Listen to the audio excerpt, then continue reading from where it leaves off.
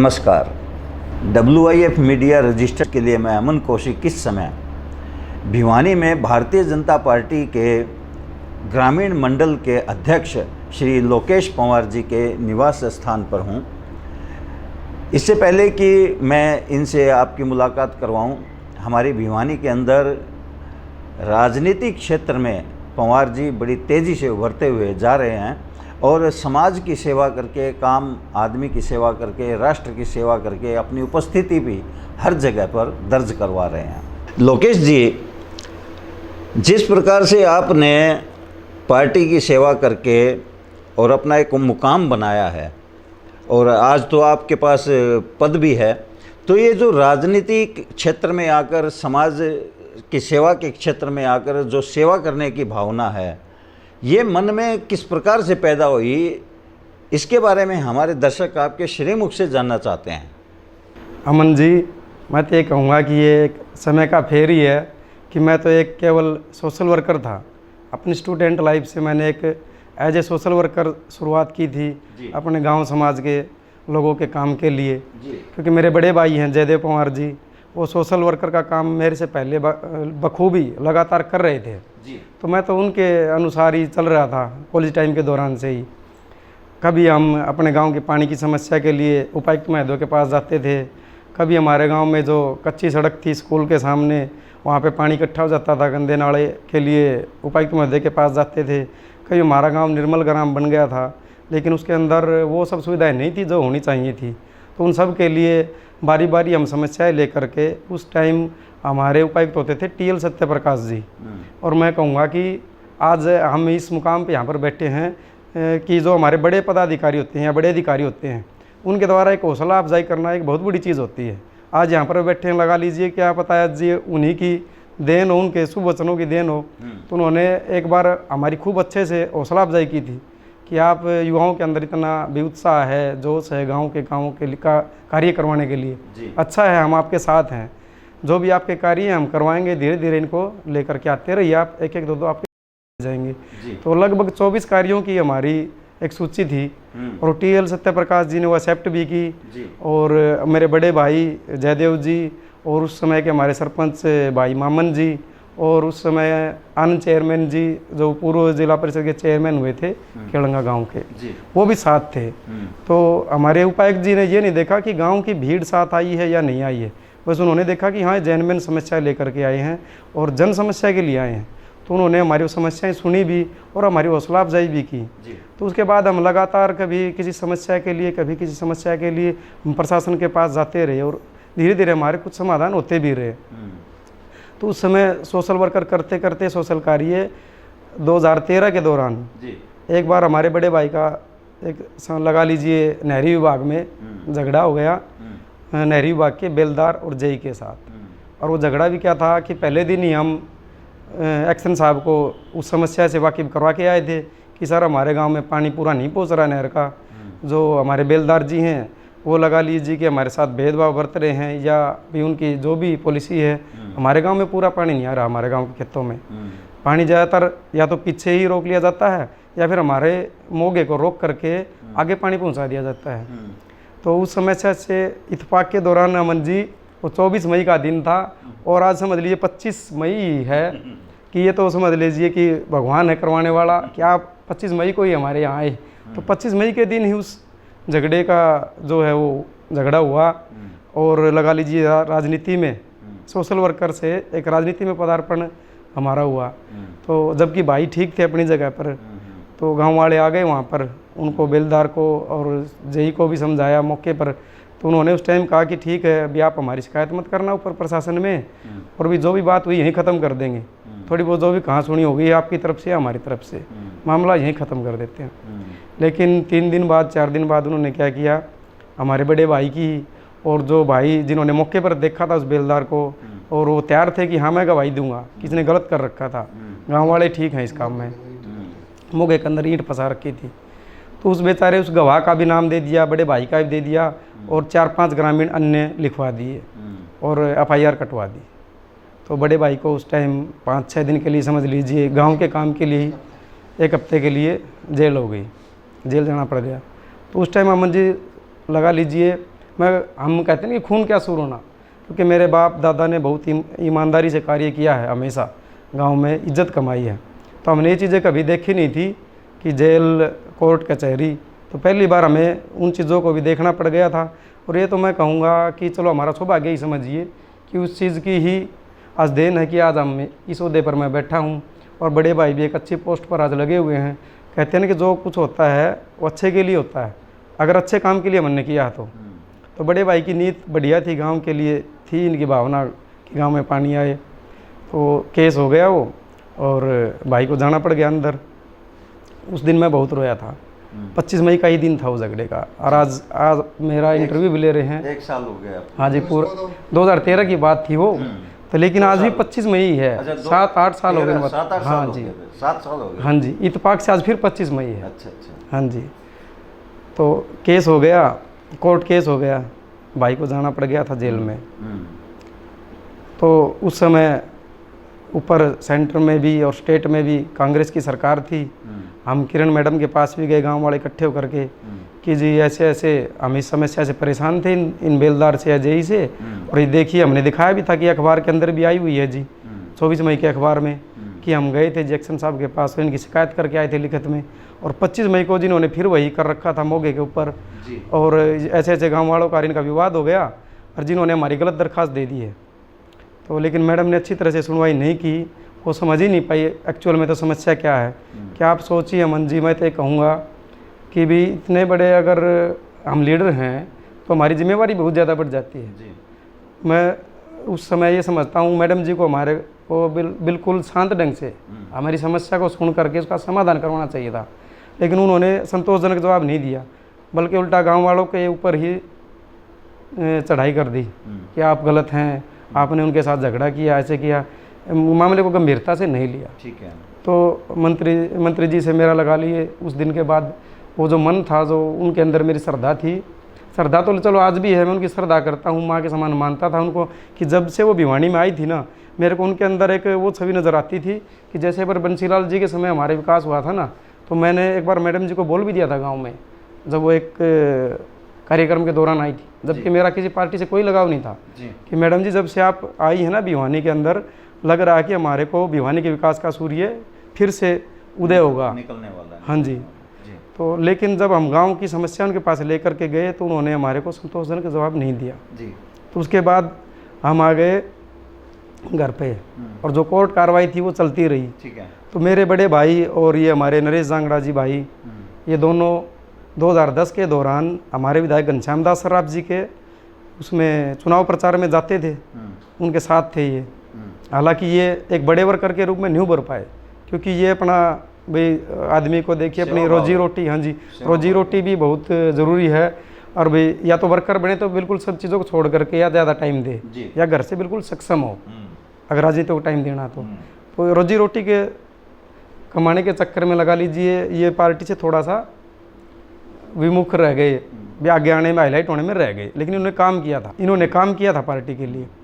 तो इनके दिशा निर्देश के अनुसार मैं घनश्याम जी के मार्गदर्शन में टच में चला गया। और जिस दिन वो झगड़ा हुआ, भाई अंदर गया, तो मेरे से एक पार्टी पदाधिकारी हमारे भाई वीरेंद्र जी से मेरा संपर्क हो गया और उन्होंने भी अपना पूरा साथ भी दिया, सहयोग भी दिया। और मेरे को भारतीय जनता पार्टी की युवा मोर्चा में मेरी समझ लीजिए पहली बार उपस्थिति दर्ज करवाई। इस समय हमारे साथ में औरंगाबाद के श्री जयदेव जी हैं और जयदेव जी ने औरंगाबाद के अंदर हर क्षेत्र में सेवा करके अपना एक मुकाम बनाया है। औरंगाबाद गांव का कोई भी सामाजिक कार्य बिना इनकी उपस्थिति के पूरा नहीं होता है और वहां पर ये तन मन और धन से उस सेवा कार्य में तुरंत लगकर उस सेवा कार्य को पूरा करते हैं। जयदेव जी, आपने औरंगाबाद की काया पलट करने की जो कोशिशें अभी तक की हैं और आगे भविष्य में आप औरंगाबाद को लेकर के क्या आपके सपने हैं, क्या आप औरंगाबाद को बनाना चाहते हैं, मैं चाहता हूं हमारे दर्शकों को आप विस्तार से बताइए।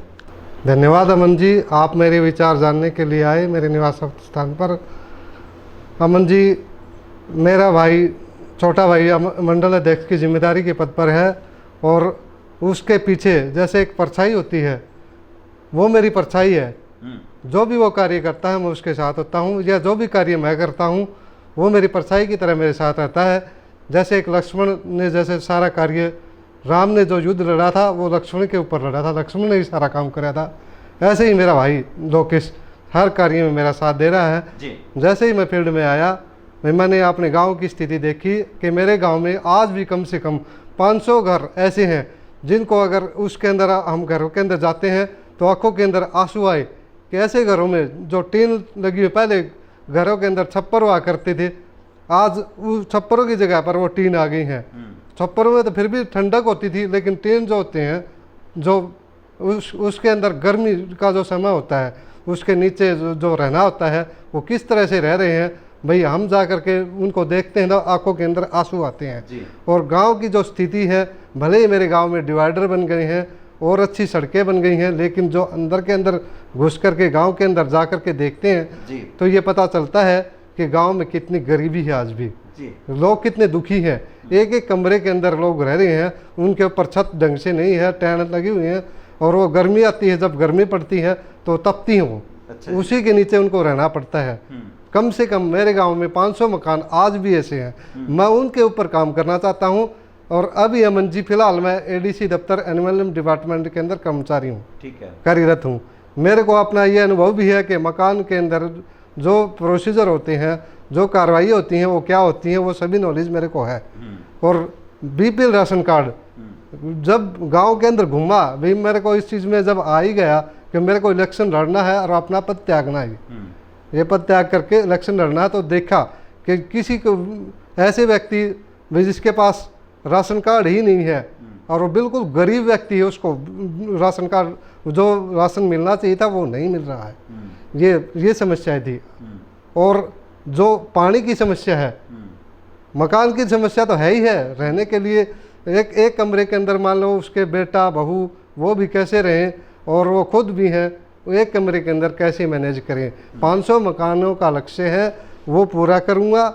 एक दूसरा पानी का लक्ष्य है, पानी का पीने का आज मेरे गांव के अंदर पीने का पानी नहीं है। ठीक है। पीने के लिए जो पानी है दूर से लाना पड़ता है, बहुत दूर से, वो नहीं है। और जो पानी सप्लाई आ रही है वो पानी की सप्लाई पीने योग्य नहीं है, नहाने धोने के लिए यूज हो जाती है जी। उसके लिए मैंने भाई अपने जो घनश्याम सराफ जी हैं इनके आगे समस्या रखी है कि आप मेरे गांव में डिग्गी का निर्माण करवाएं और डिग्गी का निर्माण करके घर घर जो है पानी की जो टूटियाँ लगी हैं, जैसे राजस्थान वगैरह हम एरियो में जाते हैं वहाँ देखते हैं एक टैंक बना करके उसमें पानी छोड़ दिया जाता है 50-100 घरों के ऊपर, और वो पानी वहाँ से कनेक्शन एक एक घर का करके घरों तक पहुँचाया जाता है। वो अपना किसी भी टाइम में अपना पानी को यूज कर देते हैं। तो वो पानी का टैंक जब खाली होने का होता है उस टाइम इस टैंक को भर दो, यानी 24 घंटे घर के अंदर पानी हो। और आवास योजना पर कार्य करें। हम अमन जी आपको भी ये कहते हैं कि आप एक बार ज़रूर भाई मेरे गांव का जो अंदरूनी जो शीशा है वो देखें, वो प्रशासन को दिखाएं कि वास्तविक मेरे गांव की छवि क्या है, मेरे गांव में लोग कितने दुखी हैं, वो घरों की स्थिति सब दिखा करके, ताकि मैं ये दिखा पाऊँ कि वास्तव में मेरे गांव में 500 घर बिल्कुल आज भी जिनको मकान की आवश्यकता है, कम से कम दो कमरे 3 कमरे चाहिए, एक कमरे में रह रहे हैं, पक्की छत नहीं है, बिल्कुल टूटी फूटी छतें हैं, मकान जर्जर है, गिरने की हालत में है। इनके ऊपर मैं काम करूंगा, पानी के ऊपर काम करूंगा, बीपीएल राशन कार्ड के ऊपर जो जिनको हकदार है हक उनको मिलना चाहिए। मैं एक उसमें गया था घर के अंदर, उसने मेरे को बोल दिया भाई मेरा पीला राशन कार्ड बनवा देना जब आप सरपंच बनो। मैं ठीक है भाई मैं तेरा राशन कार्ड जरूर बनवाऊंगा। लेकिन जब मैं वहाँ गया उसके घर, वहाँ देखा तो टैन पड़ी हुई घरों के 2-3 वो बना रखी उसने अपनी साइड सा। और मेरे को देख करके आमना सामना दोनों का, मैं भाई ये तेरी कोठी है क्या? मैं उसको ऐसे ही बोला भाई ये कोठी, बोला हाँ भाई। और ऐसा कह करके मैं रो पड़ा, जी मैं रो पड़ा। और मैंने ये कहा, मैं कहा इसके ऊपर ज़रूर आपके राशन कार्ड की सुनवाई ज़रूर होगी। मैंने उसी वक्त अपने जो दफ्तर के जो अधिकारी थे उनको सूचित किया कि ऐसे ऐसे मकान में स्थिति है, और आप अगर इसमें सर्वे में नाम भी आया हुआ है, आप अगर चाहो तो आकर के इसकी सर्वे कर सकते हो। और उन्होंने मेरी सुनी, उन पदाधिकारियों ने मेरी सुनी और उन्होंने आकर के तुरंत उसके ऊपर कार्रवाई करी। तो उसके जब बीपीएल राशन कार्ड बन करके आएगा अभी औरों का बन के आएगा सर्वे में, तो उसका भी साथ में बन के आएगा। ठीक है। तो इस प्रकार जितने भी जो मान लें लायक हैं, जिनको बीपीएल राशन कार्ड की जो सुविधाएं मिलनी चाहिए, उनके ऊपर काम करूँगा, मकानों के ऊपर काम करूँगा और पानी के ऊपर काम करूँगा। ये चीज़ें लेकर के मैं अपने इलेक्शन के दौरान इसमें और एक टैंकर की जो है, घर घर टैंकर बने हुए हैं, खुदे हुए हैं टैंकर, उसके अंदर मान लें जब बच्चा है गिर जाता है, आप मान के चलो कि माँ बाप का जो सारा भविष्य सब कुछ उन बच्चों के ऊपर निर्भर होता है, सब कुछ लदान उनके ऊपर होता है। इन बच्चों के लिए पता नहीं क्या करेंगे, बड़ा करके इनको क्या क्या बनाएंगे, और वो डूब जाता है टैंक के अंदर, तो सारा कुछ परिवार बर्बाद हो जाता है। मैं इन टैंकों के अंदर बालू रेत भरवाने का काम करूंगा और घर घर ठुट्टी पहुंचाने का काम करूंगा, ताकि तुरंत जितना पानी चाहिए आप ले सकते हो, और अगर आपको ऊपर चढ़ाना पानी मोटर से ऊपर चढ़ा सकते हो, आपको पूरा पानी मिलेगा। टंकियाँ जो बनवाऊंगा उनके द्वारा, इन सब के ऊपर मैं काम करूँगा अमन जी। और इसमें अमन जी विधायक जी का, प्रशासन का, गाँव के जो बड़े बुजुर्ग हैं और पढ़े लिखे लोग हैं, सज्जन लोग हैं, उनको मैं साथ लेकर के चल रहा हूँ उनका। और आगे भी अगर गामरा मेरे को मौका देगा तो मैं इस चीज़ के ऊपर उनका साथ लेकर के तत्परता से काम करूँगा।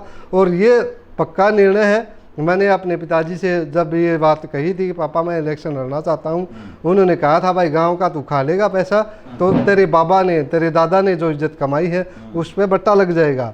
तब मैंने ये कहा था, पापा जी अगर ये बात है ना, तो मैं आपको ये पूरा आश्वासन देता हूँ, बल्कि वचन देता हूँ कि मैं 1 रुपया भी जो है गांव का नहीं खाऊंगा। जितना पैसा आएगा उतना ही पैसा मैं लगाऊंगा, गांव के अंदर लगाऊंगा, ईमानदारी पूर्वक काम करूंगा। और सिर्फ मैंने अपना, आपका जो है बड़े जो बुज़ुर्ग हैं, मेरे जो पीढ़ी है, उसका नाम चमकाना है, और मेरा कमाने का कोई ध्येय नहीं है, और जो मेरे गाँव की जो मूलभूत समस्या है उनका निवारण करना है। ठीक। तो ये है जयदेव जी, जैसा कि इन्होंने बताया, औरंगाबाद में आने वाले समय में जब भी चुनाव होंगे तो एक सरपंच के रूप में ये सेवा कार्य गांव के लिए करना चाहते हैं। लोकेश जी, आजकल आपको भारतीय जनता पार्टी युवा मोर्चा के ग्रामीण मंडल का अध्यक्ष बना रखा है, इसके बारे में क्या कहना चाहेंगे, जो आपको पद दिया गया है? देखिए अमन जी, किसी भी चीज़ के पीछे उस इंसान की मेहनत का सबसे बड़ा रोल होता है, भूमिका होती है। मुझे ग्रामीण मंडल के अध्यक्ष पद की जिम्मेवारी दी गई, इसके पीछे भी कहीं ना कहीं मेरी मेहनत या मेरी जो सच्ची समर्पण की भावना थी पार्टी के प्रति, उसको पार्टी संगठन ने समझा, हमारे मौजूदा विधायक जी ने समझा, और भी मुझे इसके लायक समझा इस पद के जी। मेरी 2013 में सर्वप्रथम पार्टी में एंट्री हुई थी जी। उसमें मेरे को जिम्मेवारी मिली थी मीडिया प्रभारी की। अच्छा। और मैंने उस जिम्मेवारी को बखूबी ढंग से निभाया। उसके बाद मुझे सचिव की जिम्मेवारी दी गई, मेरी सक्रियता को देखते हुए। सचिव के बाद जब इलेक्शन हुए 2014 में, मेरे पार्टी ने कार्य को देखते हुए मैं बूथ एजेंट बना अपने गांव का, और न सिर्फ अपने बूथ एजेंट होने के नाते अपने गांव में, बल्कि अपने मंडल में घूम करके गांव घर घर जा करके अपने कार्यकर्ताओं को जागरूक किया। तो जो हमारा जो मंडल का जो रिजल्ट था वो अच्छा रहा, और पार्टी की सरकार भी बनी है, हमारा सौभाग्य रहा। तो मेरे कार्य को देखते हुए पार्टी सचिव, मंडल के सचिव के साथ साथ मेरे को फिर पदार्पण का, मेरा समझ लीजिए मेरी उन्नति करते हुए मेरे को मंडल अध्यक्ष पद की जिम्मेवारी दी गई, मेरी सक्रियता को देखते हुए। इसके लिए मैं अपने पार्टी संगठन और अपने विधायक जी और अपने जिला अध्यक्ष जी, इनका धन्यवाद करता हूँ। लोकेश जी, वर्तमान समय में कोविड-19 की वजह से पूरे देश के अंदर अभी लॉकडाउन लगा हुआ था, अब तो खैर सरकार उसको धीरे धीरे हटा रही है।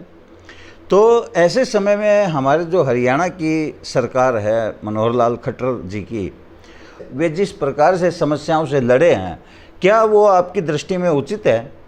देखिए अमन जी, जैसे भी हमारी पार्टी के ऊपर से प्रधानमंत्री जी नरेंद्र मोदी जी जो भी दिशा निर्देश अपने पूरे राष्ट्र के लिए जारी करते हैं, तो उन्हीं दिशा निर्देशों का पालन करते हुए हमारे सीएम खट्टर साहब अपने हरियाणा में अपने पार्टी वर्करों को, पार्टी पदाधिकारियों को, साथ में सभी अधिकारी व कर्मचारियों को वही दिशा निर्देश देते हैं कि जैसे राष्ट्र की जो नीति रीति है उसके हिसाब से चला जाए, न कि उससे अलग चला जाए।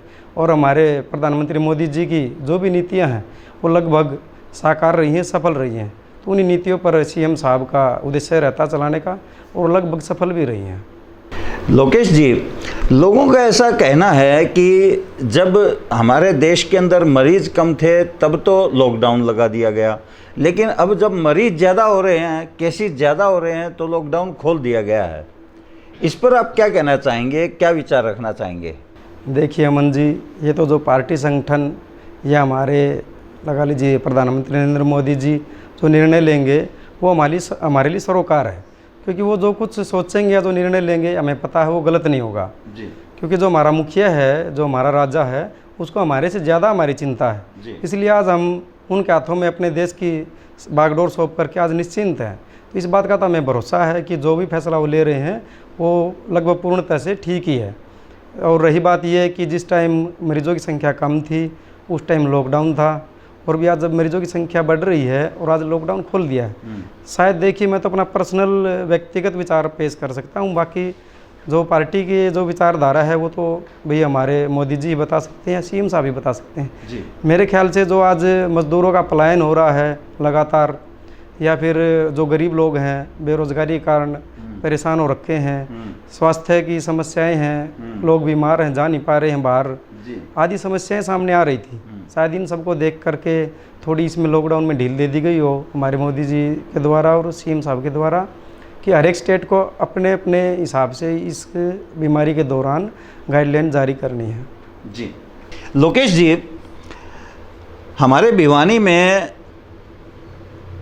जो विधायक हैं वो तीसरी बार विधायक बने हैं, लेकिन देखने में ये आ रहा है कि जो पहली बार विधायक बनकर गए हैं वो तो मंत्री बन गए, लेकिन सीनियरिटी के हिसाब से हमारे जो भिवानी के विधायक हैं उनको किसी चेयरमैन का भी पद नहीं दिया गया है। तो इसके बारे में आप क्या कहना चाहेंगे, आप क्या विचार रखते हैं, हमारे दर्शकों को कृपया बताइए। देखिए अमन जी, घनश्याम सर्राफ जी तीसरी बार विधायक बन कर के आए हैं और इतनी बड़ी लीड के साथ आए हैं कि उन्होंने जो पिछली लीड थी वो भी कम नहीं की जी। और उस समय विधायक थे जब पार्टी के केवल 4 विधायक होते थे, कृष्णपाल गुर्जर जी, कविता जैन जी, श्री अनिल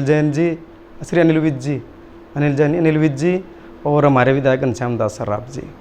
और मैं भी उसी टाइम से पार्टी से जुड़ा हुआ था जी। तो शुरू की बार में जब हमारे विधायक जी बने तो श्री राजनाथ जी घोषणा करके गए थे कि भी भिवानी वासियों को खुश कर दिया जाएगा। हमने मंत्री पद की डिमांड रखी थी उस समय जब उनका प्रोग्राम हुआ था, और उन्होंने मंत्री पद दिया भी। सत्ता आने के बाद किसी कारणवश समझ लीजिए कि हमारा मंत्री पद चला गया हमारे विधायक जी का, लेकिन हमें उम्मीद थी अब की बार कि शायद, क्योंकि हम भारी लीड के साथ दोबारा से सत्ता में आए थे जी। तो ये उम्मीद थी कि शायद हमें अब की बार हमारा मंत्री पद मिल जाएगा वापस। तो मंत्री जी, सीएम साहब ने हमारे विधायक जी को मंत्री पद तो नहीं दिया। चलो ये तो भाई हर एक सीएम का अपना एकाधिकार होता है जिसका वो उपयोग कर सकते हैं। तो लेकिन इस चीज़ में कोई दो राय नहीं है कि हमारे विधायक जी में किसी तरह की कोई सेवा भाव में या जो एक्टिव सक्रियता में कोई कमी है। अगर सक्रियता में कोई कमी होती तो अमन जी दोबारा उतनी की उतनी लीड 27,000 प्लस वो वापस नहीं मिलनी थी जी। लेकिन पार्टी की अपनी अपनी रीति नीति होती है, शायद उसमें कहीं ना कोई त्रुटि रह गई, इस वजह से हमारा मंत्रिमंडल का पद चला गया था और अब शायद सीएम साहब ने फिर से नज़रअंदाज कर दिया। लेकिन हमारे विधायक जी अभी भी पार्टी की पूरी रीति नीति के साथ सेवा कर रहे हैं, वो किसी भी प्रकार से विमुख नहीं हुए हैं। उन्होंने अपने वर्करों का भी हौसला बनाए रखा। लेकिन हम तो आज भी यही चाहते हैं कि हमारा जो भिवानी का जो मंत्री पद है वो वापस आए, क्योंकि जो घनश्याम दास सर्राफ जी हैं उन्होंने अपने इस 3 बार के कार्यकाल के दौरान जितना पैसा एक विधायक या सांसद अगर अपने कोटे से लगवाए तो भी उतने काम पूरे नहीं करवा सकता जितने इन्होंने अपने निजी कोष से खर्च करके करवा दिए। क्योंकि मैं तो वो वर्कर हूँ जो कि ज़मीनी स्तर से जुड़ा हुआ हूँ। पार्टी के पदाधिकारी के मेरी नीचे से जड़ से शुरुआत हुई थी, तब आज मंडल अध्यक्ष बना हूँ। तो मैंने जो कार्य देखे हैं धरातल पर होते हुए, उनके आधार पर मैं ये कहना चाहूँगा कि हमारा जो भिवानी का जो मंत्री पद है वो वापस आना चाहिए घनश्याम सर्राफ जी के पास, तब जाकर के हमारी वर्करों की संतुष्टि होगी। लोकेश जी, वर्तमान समय में कोविड-19 की वजह से और हम देख रहे हैं कि हमारे देश के मजदूर भाई अपना सब कुछ छोड़कर अपने पैतृक गांव की तरफ जा रहे हैं। अनेकों ऐसे परिवार हैं जिनकी रोजी रोटी छिन गई है। अनेकों लोग ऐसे हैं जिनके पास आज करने के लिए काम नहीं है। मैं ये जानना चाहता हूँ कि आपने अपने स्तर पर या आपने अपनी पार्टी के स्तर पर या किसी संस्था के साथ मिलकर इस दौरान किस प्रकार से और क्या सेवा कार्य किए हैं? देखिए अमन जी, सर्वप्रथम जब कोविड-19 का भारत के अंदर शुरुआत हुई जी, तो उस समय हमारे मोदी जी ने जो जनता कर्फ्यू लागू करवाया था उसका पालन हुआ सभी जगह।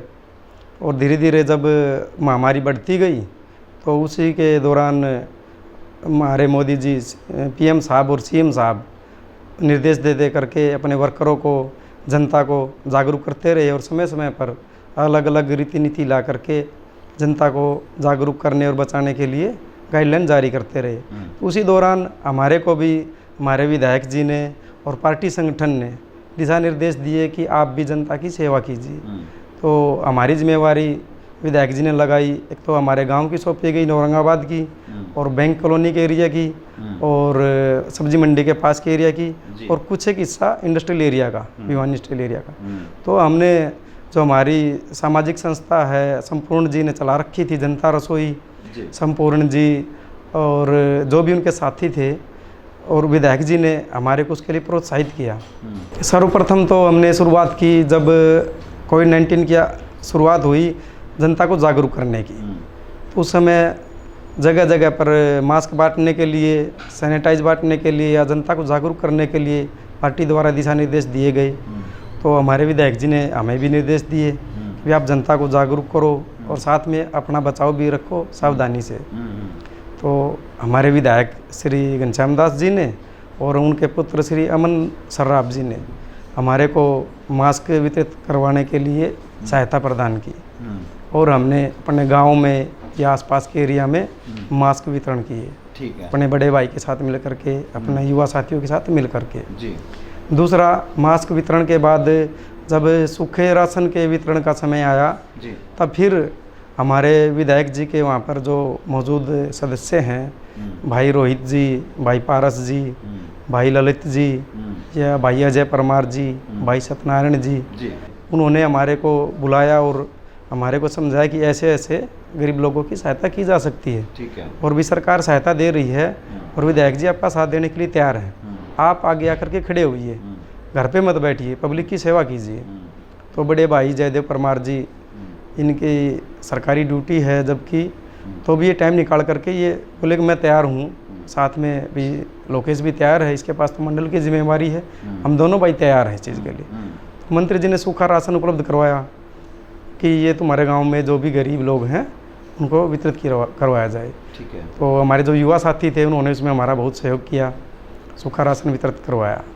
फिर बारी आई कि भी सभी लोगों को तो सूखा राशन उपलब्ध नहीं करवाया जा सकता, तो फिर समस्या रखी जयदेव भाई ने विधायक जी के सामने कि जी सूखा राशन तो सभी को उपलब्ध नहीं करवा पा रहे किट तो, लेकिन अब लोगों का रोज़गार भी छूट गया है, घरों पर बैठ गए हैं, रोजी रोटी का तो संकट भारी है, भी दिहाड़ी मजदूरी करने वाले लोग थे वो खाली बैठ गए हैं। हालांकि सरकार ने घोषणा कर दी थी कि भी एक एक महीने का 2-2 महीने का राशन फ्री मिलेगा, लेकिन अमन जी मुझे बताइए, एक घर में 8 आदमी खाने वाले हैं तो 35 किलो में वो कहाँ से काम चला लेंगे। सही बात है। चलो गेहूँ मिल भी गया तो, लेकिन आटा पिसवाने के लिए पैसा चाहिए, या फिर मिर्च मसालों के लिए भी, या गैस के लिए भी 70 तरह के खर्चे हैं, दूध के लिए भी, दूध वाला तो फ्री नहीं डालेगा, बिजली बिल तो फ्री नहीं है, तो बहुत सारे खर्चे हैं। तो जैसी मान लो मदद हो सकती थी हमारे से, तो विधायक जी ने उसमें हमारा सहयोग किया कि बोले चलो ठीक है, राशन किट नहीं तो तुम्हारे को मैं भोजन ही उपलब्ध करवा देता हूँ। तो भाई जी उसके लिए सहमत हो गए कि ठीक है जी, आप भोजन उपलब्ध करवा दीजिए, वो तो और भी बढ़िया है। तो मंत्री जी ने हमारे को कार्यभार संभाला कि भी एक तो सब्जी मंडी के पास का एरिया जितना आप कवर कर सकते हो, और फैक्ट्री एरिया में कुछ एक एरिया, और कुछ एक एरिया बैंक कॉलोनी का। बाकी बैंक कॉलोनी में तो हमारी रेखा बहन जी ने अपनी तरफ से खूब बढ़िया काम किया है, उन्होंने कढ़ाई चला रखी थी, खाना बना करके बांट रही थी, लेकिन कुछ एक लोग ऐसे थे जो वहाँ नहीं जा पा रहे थे और विधायक जी के पास बराबर पहुँच रहे थे, तो उनकी जिम्मेवारी भी विधायक जी ने हमारी लगा दी थी उनको। और जो भट्टे लगते थे हमारे गाँव के पास में, उन भट्टों पर, और गाँव के जो कुछ एक व्यक्ति या तो जिनके पास कार्ड ही नहीं थे या फिर कारण भी हैं, लेकिन भाई परिवार बड़ा है और रोजी रोटी का कोई ज़रिया रहा नहीं था। जो उनकी खुली डिमांड थी कि भी हमारे को जैसी भी सरकार की सहायता हमें मिलनी चाहिए जी। तो उन सब की जिम्मेवारी मंत्री जी ने हमारे को सौंपी। ठीक है। तो उसके लिए हमारे गांव के कुछ युवा साथी, भाई रवि, भाई विजेंद्र, भाई ज्योति, भाई बसंत जांगड़ा और जयवीर नागर जी, भाई नरेश जांगड़ा, इन सब ने खुल करके हमारा सहयोग किया और कुछ एक लोगों ने अपनी सहानुभूति दी। भाई वीरेंद्र जैसे इन बहुत सारे लोगों ने हमारा सहयोग किया। तो जब तक जनता रसोई से हमारे को मदद मिलती रही, हमने उनको भोजन उपलब्ध करवाया। जब हम भोजन लेने जाते थे तो एक नाम मैं भूल गया, बहुत मोस्ट इम्पोर्टेंट था, भाई करमवीर जी। देखिए गरीब आदमी के अंदर भी सेवा भाव होता है, ज़रूरत होती है उसको आगे लाने की। उनके पास भले ही अपना ऑटो था, उन्होंने अपना ऑटो दे दिया सेवा के लिए। और ज्योति भाई के पास और भाई बसंत के पास अपनी गाड़ी थी, उन्होंने अपनी गाड़ी ही दे दी कि ये लो भाई, हम तुम्हारे साथ हैं, आप सेवा करो जनता की, गांव वालों की या भारत शहर की, जहाँ भी आपको सेवा मिली सेवा कीजिए। जब उनका साधन लेकर के हम पहुँचते थे जनता रसोई में, तो वहाँ हम संपूर्ण जी को और बहन शकुंतला जी को, ऋषि जी को, मुन्ना जी को या निरंजन जी को, और जो हमारे पुलिस अधिकारी थे उनको, डीएफओ साहब को, इनको सेवा करते हुए देखते थे, या सेक्रेटरी साहब को भी। इनको जब सेवा करते हुए देखा, हमारा और हौसला बढ़ा। विधायक जी कई बार वहीं बैठे मिलते थे सेवा भाव में, जनता की सेवा के लिए तैयार रहते, तो हमारा हौसला बढ़ता गया। तो जो डर था कोरोना के दौरान, एक डर घुसा हुआ था सभी के अंदर कि इसमें तो बाहर ही नहीं निकलना चाहिए, तो वो डर कहीं ना कहीं हमारा कम होता चला गया और हम सावधानी बरतते हुए जनता की सेवा में आगे बढ़ने लग गए। तो जब तक भोजन की सुविधा चलती रही, हमने भोजन उपलब्ध करवाया। उसके बाद फिर समस्या आ गई पानी की। पानी के लिए कुछ ग्रामीण इकट्ठे होकर के आए, हमारे यहाँ निवास स्थान पर आए थे भिवानी। पानी और कुछ एक बार राशन जो था गांव में, सूखा राशन था, वो थोड़ा बढ़िया किस्म का नहीं पहुंचा था, तो उसकी भी समस्या थी।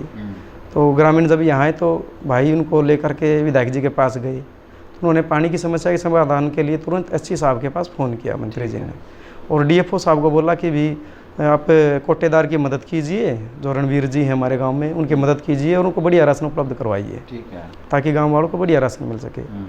तो अब हर 3-4 दिन में एक बार टैंकर आ जाता है, जो कि हमारे दर्शन सिंह जी एसडीओ हर कपिल जी हैं, वो बराबर उसमें हमारी मदद दे रहे हैं, ठीक है। और राशन है वो अब बढ़िया बट रहा है। और जो पानी की समस्या थी उसके लिए हमारे मंत्री जी ने, हमारे जो चिनार शूटिंग के जो मालिक हैं श्री नंद किशोर जी और श्री पुरुषोत्तम जी, उनको बोल दिया, तो लगातार उन्होंने 15-20 दिन तक हमारे गांव में पानी के टैंकर पहुंचवाए। अच्छा, हमारा सहयोग दिया। और गांव के हमारे रामवीर भाई ने बिना एक पैसा लिए निरंतर वो सेवा जारी रखवाई। लेकिन जब भिवानी में 2-3 केस मिले कोविड-19 के, तो उस दौरान उस ट्रैक्टर को फिर रोक दिया गया। उसमें देखिए उनका भी कोई दोष नहीं है, चाहते हैं कि सभी सुरक्षित रहें। भाई वही टैंकर शहर में ही पानी डालता था और वही बाद में गांव में, तो इसलिए उसको रोक दिया गया। लेकिन अब भी मंत्री जी के द्वारा जो हमारे प्रशासन को बोला गया था, वो टैंकर हर 2-3 दिन में एक बार आ जाता है। लेकिन हम भाई मिल करके इस समस्या के एक स्थायी समाधान के लिए लगे हुए हैं, और मंत्री जी का आशीर्वाद रहा तो शायद वो भी हल हो जाएगी जी। अमन जी, हम एक ट्रैक्टर और एक टैंकर भी अपने निजी खर्चे से खरीद करके गांव में लगवाना चाहते हैं, जिससे कि पानी की समस्या का समाधान हो जाए। उसके लिए हम निरंतर खोज कर रहे हैं, प्रयास में लगे हुए। हाँ जी, प्रयास में लगे हुए। लोकेश जी, चाहे किसी भी फील्ड में आदमी काम करता हो, उसका एक सपना होता है कि मैं इस क्षेत्र में ऊंचाइयों को छूऊं। तो अब आप समाज सेवा की दिशा में काम कर रहे हैं, राजनीति की दिशा में काम कर रहे हैं, तो यदि उचित लगे तो बताइएगा कि आप के लक्ष्य क्या हैं, एम्बिशंस क्या हैं, आप क्या बनना चाहते हैं, क्या करना चाहते हैं। हो सकता है हमारे दर्शक इसमें आपकी कुछ मदद कर सकें। देखिए अमन जी, मैं तो अपने पार्टी में जो भी मेरे को जिम्मेवारी मिलती है उसको पूरी सक्रियता के साथ निभा रहा हूँ जी, निभाता आगे भी चला जाऊँगा। पार्टी मुझे जो भी जिम्मेवारी देती जाएगी मैं उसको बखूबी निभाऊँगा। रही बात सपने की, हर एक इंसान का सपना होता है कि मैं अपनी ज़िंदगी में कुछ करके दिखाऊँ। मेरे माता पिता का शुरू से ही हमारे ऊपर आशीर्वाद रहा है और उनका साथ रहा है, और बड़े भाई को मैंने अपने को राम की तरह माना है। जो भी कार्य किया है मैंने उसको साथ लेकर के या उसने मेरे को साथ लेकर के किया है। हमारी एक छवि है तो दोनों भाइयों की इकट्ठी एक राम और लक्ष्मण की तरह छवि है। मैं चाहता हूँ देखिए कि मैं ज़्यादा बड़ा सपना नहीं है मेरा, जो सपना है कि हम ऐसे काम करें कि हम दोनों भाइयों का इतिहास में भी नाम अमर हो जाए कि दो भाई ऐसे भी थे जिन्होंने ऐसे काम किए कि इनका नाम सदा अमर हो गया। मेरे पिताजी ने, मेरे दादाजी ने इज्जत कमाई है, उन्होंने कभी भी उनके पैसे की भूख नहीं रही। तो हम भी चाहते हैं कि हम उनके नाम को अमर करें। दाम कमाना देखिए हमारा ध्येय नहीं है, दाम दुनिया कमाती है। हम अपने मोदी जी की तरह, योगी जी की तरह एक सन्यासी की तरह ही समझ लीजिए कि ज़रूरी नहीं है कि आदमी गृहस्थी छोड़े तभी सन्यासी बने। अगर सन्यासी की भावना अगर हृदय के अंदर है तो भी वो एक सन्यासी ही है। तो हम एक सन्यासी की तरह अपने गांव की, अपने समाज की सेवा करना चाहते हैं और इसी सपने को अपने को साकार करना चाहते हैं। जी, मैं सभी दर्शकों से प्रार्थना करूंगा कि इस कार्यक्रम को देखने के बाद आप अपने विचारों से हमें अवगत अवश्य करवाइएगा। लोकेश जी, मैं आपका शुक्रिया अदा करता हूं कि आपने समय दिया। आपका बहुत बहुत आभार, बहुत बहुत धन्यवाद। देखिए अमन जी, आप यहाँ आए भाई, मैं उसके लिए आपका धन्यवाद करता हूँ, आपका बहुत बहुत आभार प्रकट करता हूँ। और मैं आपके इस YouTube चैनल के माध्यम से न सिर्फ अपने गांव, समाज या अपने राष्ट्र को बल्कि विदेश तक ये संदेश पहुंचाना चाहता हूं कि हम उस देश के निवासी हैं जिसके अंदर गाय को माता माना जाता है, नदियों को माता माना जाता है, नारी की भी पूजा की जाती है। तो उस देश के आगे कोरोना कोई बड़ी महामारी नहीं है। हम इस महामारी का सामना करने में सक्षम हैं। ये तो क्या, इसे चाहे बड़ी भी कोई अगर बड़ी आपदा या बड़ा संकट आ जाए तो उसका भी सामना हम बखूबी कर लेंगे, क्योंकि हमारे पास जो हमारा राजा है वो निश्चल निष्कपट है।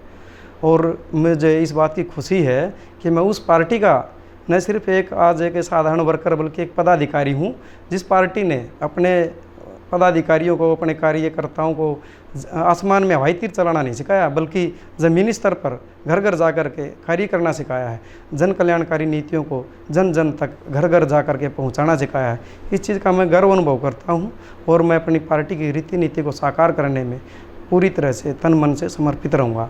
जय हिंद, वंदे मातरम।